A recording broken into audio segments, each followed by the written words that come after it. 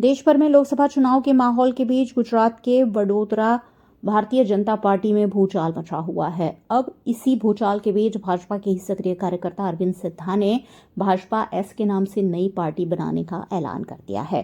उनका कहना है कि भारतीय जनता पार्टी के कार्यकर्ता नाराज है और ऐसे में उन्होंने नई पार्टी बनाने का निर्णय ले लिया है।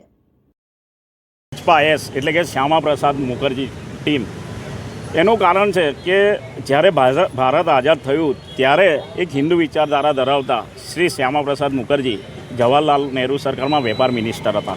તો એ છોડીને એમણે હિન્દુ વિચારધારાને અનુલક્ષીને ભારતીય જનસંઘ એટલે કે ભાજપાની સ્થાપના કરી હતી। તો આજે અમે એ વિચારધારા ધરાવીએ છીએ કે આ લોકસભા 24માં જે મોટા પાયે મૂળ પાયાના કાર્યકરોનો વિરોધ થઈ રહ્યો છે ભારતીય જનતા પાર્ટીના કે ભાઈ 11 કોંગ્રેસના મૂળ ગોત્રનાને ટિકિટ ફાળવવામાં આવી છે અને વિધાનસભામાં પણ તમે જોયું છે કે 156માંથી 100 કોંગ્રેસ ગોત્રના છે। તો અત્યારે ઠેર ઠેર ઠેકાણે આ જે વિરોધ થઈ રહ્યો છે એને અનુલક્ષીને આજે અમે એવું વિચાર્યું કે કોઈને અન્યાય ના થાય, કોંગ્રેસમાંથી આવેલાને પણ અને મૂળ ભાજપમાંથી આવેલાને પણ અન્યાય ના થાય તે હેતુથી આ સ્થાપના કરી છે। ટૂંક સમયમાં અમે એનું રજિસ્ટ્રેશન ભારતીય ચૂંટણી પંચ પાસે અમે મેળવીશું અને આવનારી ચૂંટણીઓમાં અમારા ભાજપા એસ જેને કોંગ્રેસને આ પસંદ નથી તે અમારી પાર્ટીમાંથી ચૂંટણી લડશે એવું અમે આજે જાહેર કર્યું। ભાજપમાંથી કોણ પસંદ નથી, શા માટે આ અલગ પાર્ટી બનાવવી પડે? હા, એટલે ભાજપામાં મૂળ એવું હતું કે પ્રદેશ સંગઠન હોય કે શહેર જિલ્લા સંગઠન હોય એમાં અત્યારે કોંગ્રેસમાંથી આવેલા કે બહારથી આવેલા અન્યને હોદ્દા નથી આપવામાં આવતા, કાં તો હોદ્દા આપેલા પણ છીનવી લેવામાં આવે છે। તો આજે અસંતોષ કોંગ્રેસના કાર્યકરોને પણ છે અને મૂળ પાયાના ભાજપના કાર્યકરોને પણ છે। એની અનુલક્ષીને એક આ વિરોધ ટાળવા માટે આ એક સ્થાપના કરી। ભાજપ અને કોંગ્રેસમાં ભ્રષ્ટાચાર વધી ગયો છે એટલા માટે તમે આ પાર્ટી બનાવવા માંગો છો?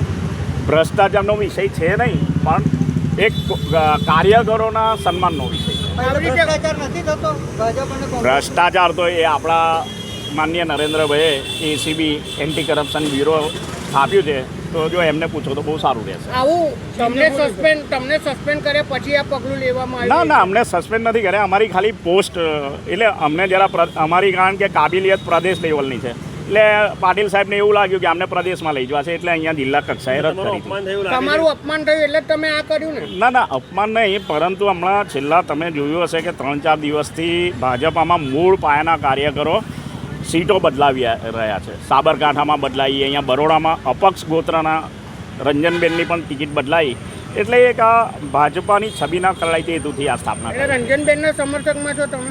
ના, હું તમામ જે ગુજરાતમાં આખી ગુજરાતનો મેં દાખલો લીધો છે, કારણ કે જોડે મેં સાબરકાંઠા પણ લીધું છે। હે, ચિહ્ન હાથમાં કમળ અમારું ચિહ્ન રહેશે। તો તમે એક રીતે જોવા જઈએ તો આ ભાજપ વિરુદ્ધ જ કામ કરો છો એવું નહીં લાગતું? ના, અમારી વિચારધારા ભાજપની જ છે અને સ્થાપકની બી વિચારધારા આ જ હતી, કોંગ્રેસમાંથી આવેલા અને પછી એમણે ભાજપની સ્થાપના કરી। ભાજપને નુકસાન થશે 100%? ના, ભાજપને આમાં નુકસાન નથી થવાનું, વિચારધારા એક જ છે એટલે 100% આનો ફાયદો ભાજપને જ રહેશે।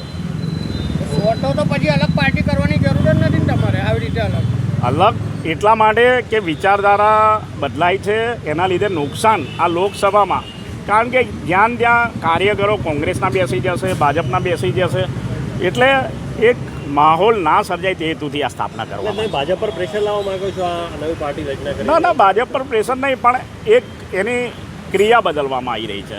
જેવી રીતના મહાભારતમાં તમે જોયું હશે કે કુટુંબ તો એક જ હતું, પાંડવો અને કૌરવો સામસામે લડતા હતા। ઉમેદવાર કોણ હશે હવે આ ચૂંટણીમાં નહીં, પણ અમે આવનારી ચૂંટણીઓમાં ઉમેદવાર મૂકીશું।